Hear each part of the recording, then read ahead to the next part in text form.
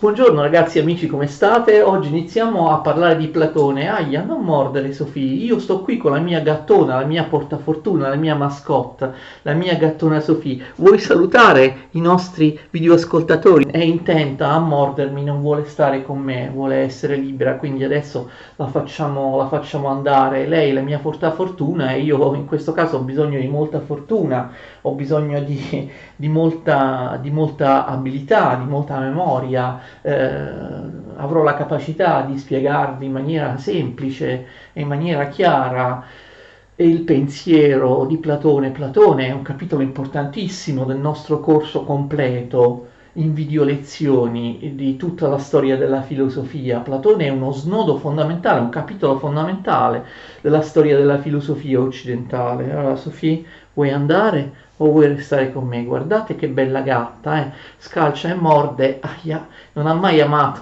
le video lezioni, quindi grazie Sofì di averci augurato buona fortuna. Le facciamo fare un bel saltello. Allora, vediamo, Platone nasce ad Atene nel 427 a.C. Nasce quindi pochi anni dopo lo scoppio della guerra tra Atene e Sparta, la guerra del Peloponneso. Nasce nel momento in cui non si era ancora esaurita la peste in Atene, la peste che poco tempo prima aveva ucciso Pericle e tantissimi altri ateniesi. Platone, esattamente come Socrate, il suo maestro, era un ateniese doc, ateniese per parte di padre, per parte di madre, solo che a differenza di Socrate, che non apparteneva ad una famiglia nobile, infatti ricordate che i genitori di Socrate lavoravano per vivere, anche la madre, Platone apparteneva ad un'importantissima famiglia aristocratica. Prima di tutto, attenzione, perché si chiama Platone? Platone è un soprannome, è un nomignolo, non è il vero nome di Platone, che si chiamava Aristocle. Platone in greco significa ampio, significa largo, vasto, quindi secondo molte fonti antiche e anche molti interpreti moderni, questo soprannome si riferirebbe alle spalle di Platone, gli sarebbe stato dato segnato dal suo maestro di ginnastica quando lui era ancora giovanetto, per via delle sue ampie spalle, delle sue spalle larghe, no? Una persona atletica, diciamo noi oggi, una persona che ha delle spalle larghe, quindi sarebbe una caratteristica fisica. Secondo altri, Platone significherebbe invece dall'ampia fronte, fronte ampia, fronte larga. In ogni caso saremo sempre in dubbio, non avremo mai ovviamente una certezza su questo.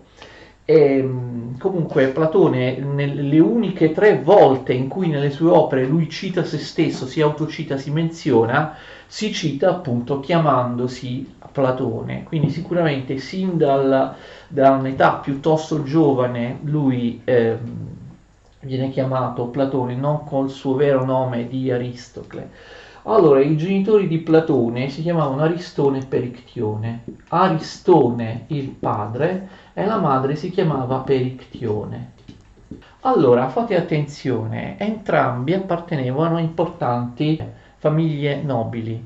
Aristone vantava, la famiglia di Aristone, addirittura una discendenza dal mitico re Codro, dal mitico re ateniese Codro, ma ancora più significative per noi sono le parentele della madre Perictione. La madre di Perictione era lontanamente imparentata addirittura al grande Solone, il legislatore ateniese. Fate attenzione, Perictione era la sorella di Carmide, uno degli esponenti del regime dei 30 tiranni, ok? Del regime aristocratico, ve lo ricordate? Dei 30 tiranni, Carmide.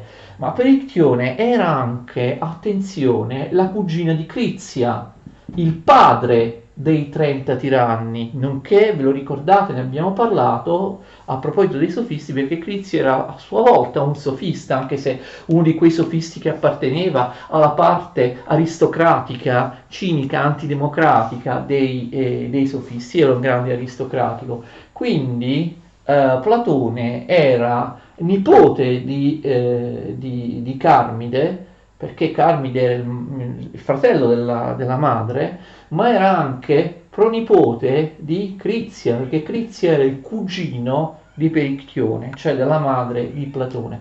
Cioè due suoi parenti molto importanti erano coinvolti nel regime dei 30 tiranni. Crizio era il capo, Carmide era un altro degli esponenti di quel regime, ricordate, di cui abbiamo parlato a proposito di Socrate, ma adesso ripeteremo qualche cosa. Platone sembra che negli anni della sua giovinezza si sia dedicato ad attività artistiche, sarebbe stato un pittore, si sarebbe dedicato alla pittura ma anche alla composizione poetica di poesie o addirittura anche di tragedie. Che succede? Intorno ai 20 anni incontra Socrate e diventa uno dei discepoli di Socrate. Infatti lui cita se stesso, ve lo ricordate, in quei dialoghi che parlano del processo della detenzione e della morte di Socrate. Lui menziona se stesso, Platone, tra i discepoli di Socrate. Tuttavia Platone non era uno dei più importanti discepoli di Socrate.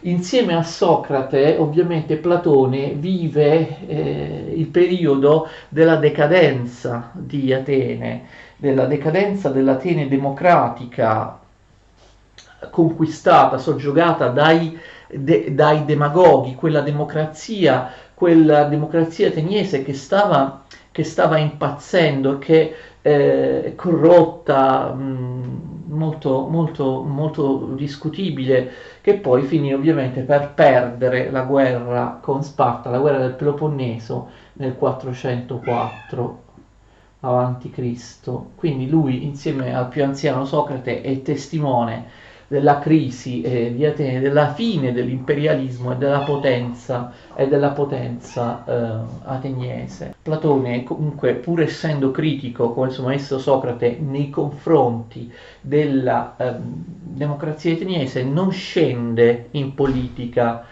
Fate attenzione, Platone in realtà, abbiamo detto, famiglie aristocratiche, i suoi parenti erano poi 30 tiranni, che adesso vedremo, ricorderemo che cosa sono i 30 tiranni. Platone però in realtà fu allevato all'interno di un ambiente democratico. Perché? Perché suo padre morì quando lui era piccolo, non sappiamo esattamente a che età, e sua madre si risposò con Pirilampo. Pirilampo era un amico di Pericle, era un esponente dello schieramento democratico, dello schieramento popolare, dello schieramento democratico, anche se era anche lui Pirilampo un aristocratico. Quindi si suppone che Platone nella prima giovinezza sia cresciuto all'interno di un ambiente democratico, della fazione democratica dei successori di Pericle. Tuttavia Platone mantenne e vedremo che lo manterrà per tutta la vita, le sue critiche, la sua distanza, la sua perplessità nei confronti della democrazia.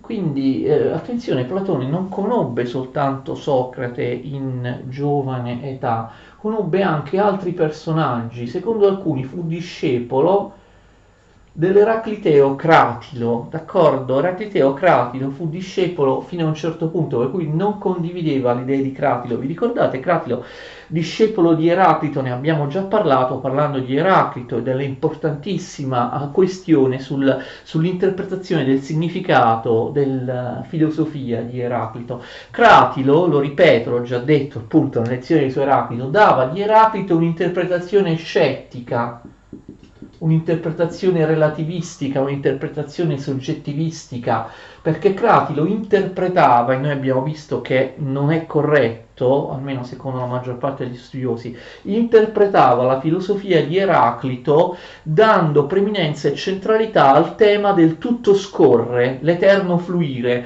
tutto si trasforma in tutto scorre e niente rimane. Abbiamo visto che il frammento, la frase tutto scorre e niente rimane, non esiste all'interno dell'opera di Eraclito. Forse se l'ha inventata proprio, l'ha creata proprio questa frase, ne è l'autore proprio Cratilo, e quindi interpreta Eraclito nel senso di un estremo soggettivismo. Cioè la filosofia di Eraclito, secondo Cratilo, sappiamo che non è vero, insegnerebbe il relativismo gnoseologico, insegnerebbe che non è possibile conoscere nulla. Ricordate i frammenti del fiume, non ci si può bagnare due volte nello stesso fiume.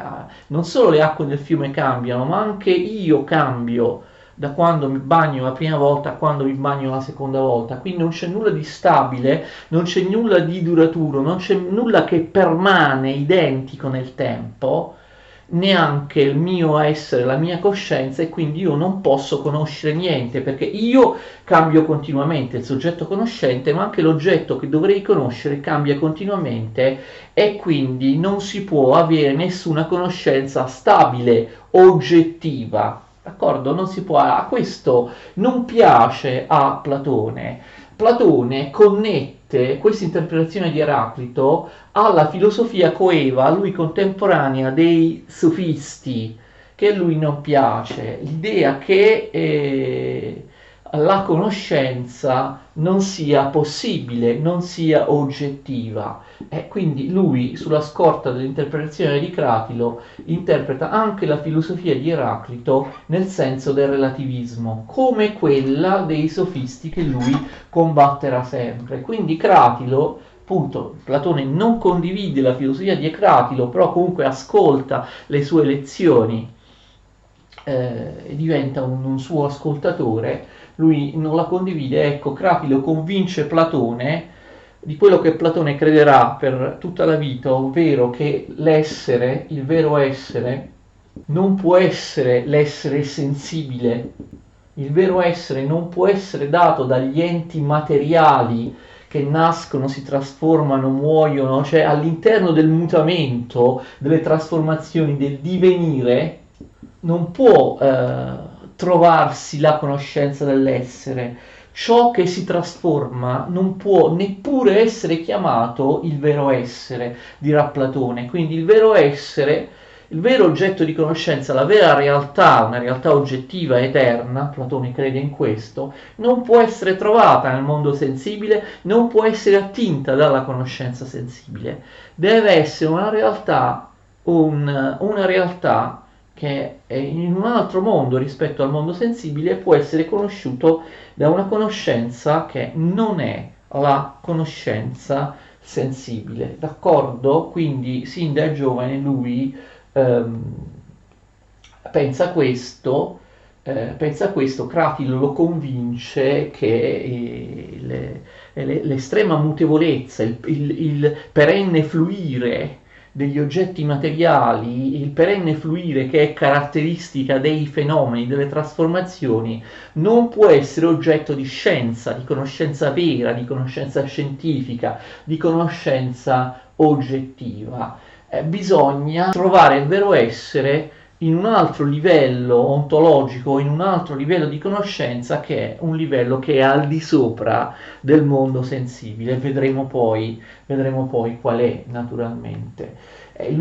Platone interpreta anche la filosofia di Socrate come una filosofia che cerca il concetto, che cerca l'universale, ciò che è stabile, ciò che è eterno, ciò che è uguale in tutti gli uomini, ciò che non muta, ciò che non nasce, ciò che non muore, ciò che non diviene. Soltanto questo può essere il vero essere. Lui dà di Socrate anche questo tipo di interpretazione oggettivistica, rendendolo nei suoi dialoghi, nelle sue opere, un avversario dei sofisti, un critico delle teorie di sofisti. Abbiamo visto che questa versione di Socrate è appunto la versione di Platone, non necessariamente è la versione vera, l'unica versione. Ne abbiamo già parlato, parlando della vita, del pensiero di Socrate. E allora, tuttavia, che cosa succede? Lui è incerto se scendere in politica, ma a un certo punto c'è una rottura. Noi abbiamo visto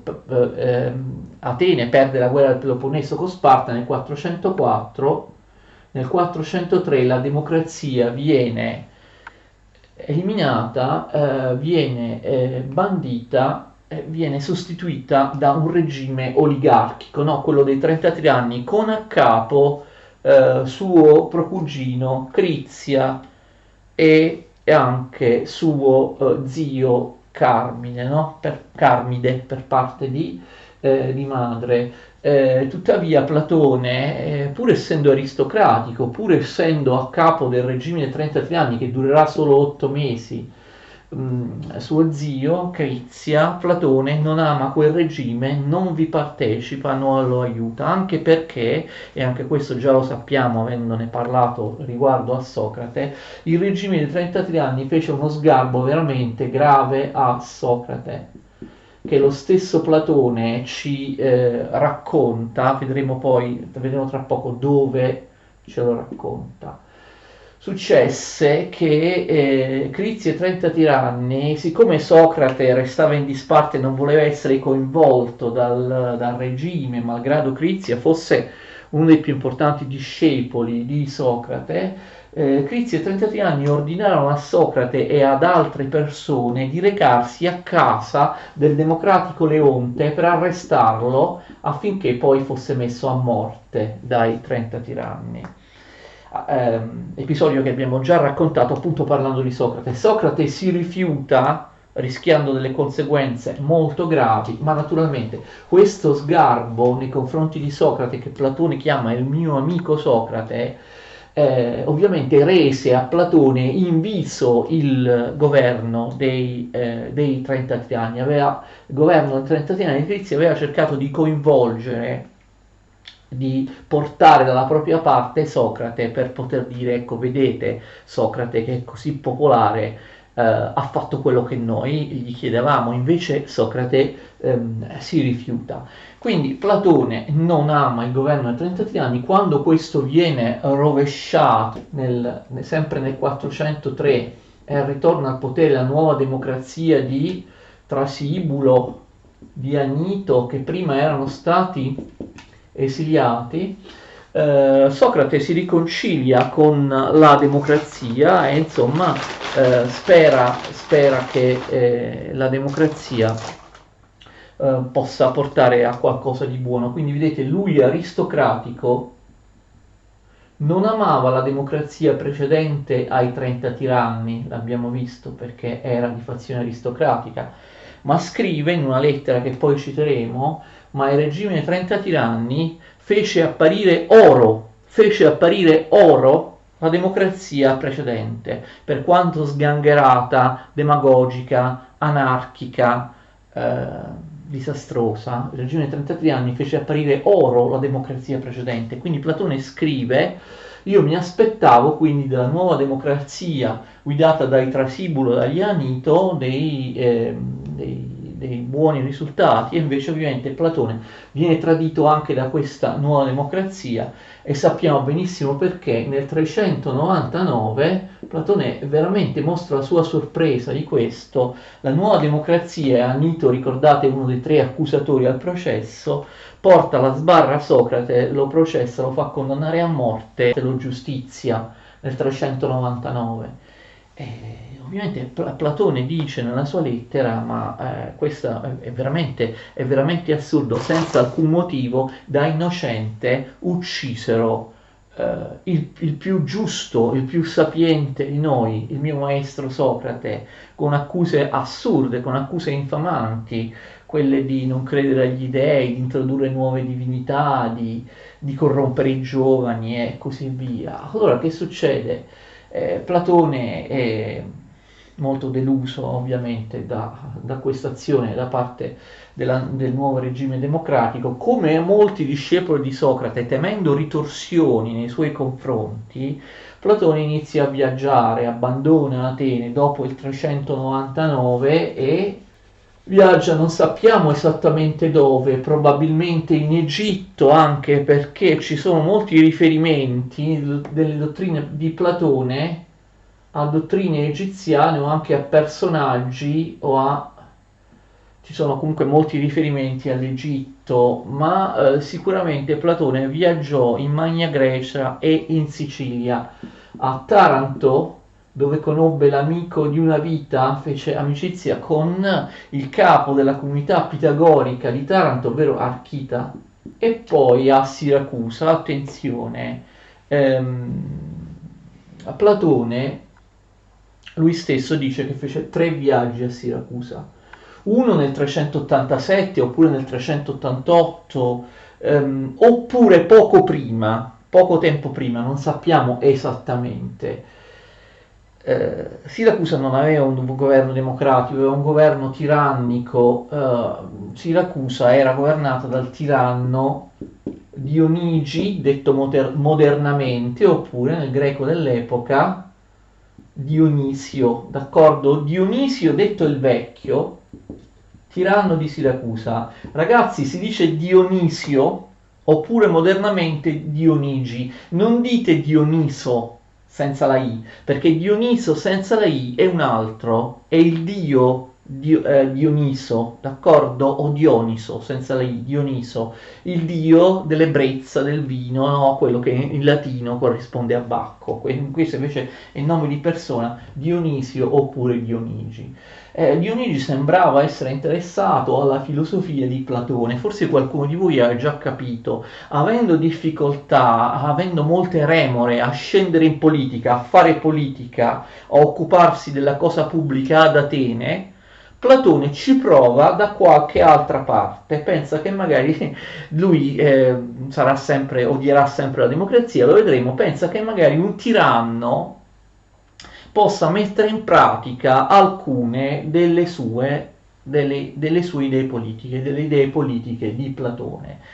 Tuttavia, Dionisio il Vecchio non sembra molto interessato alle idee politiche, alle idee filosofiche politiche di Platone, che sono un po' astratte, no? Un po' utopistiche, un po' difficili da mettere in pratica, e quindi insomma il rapporto tra i due non è buono. Platone insomma torna indietro, però attenzione, lui a Siracusa fa amicizia con un altro personaggio che insieme a Archita sarà proprio il suo amico storico fondamentale nella sua biografia, Dione.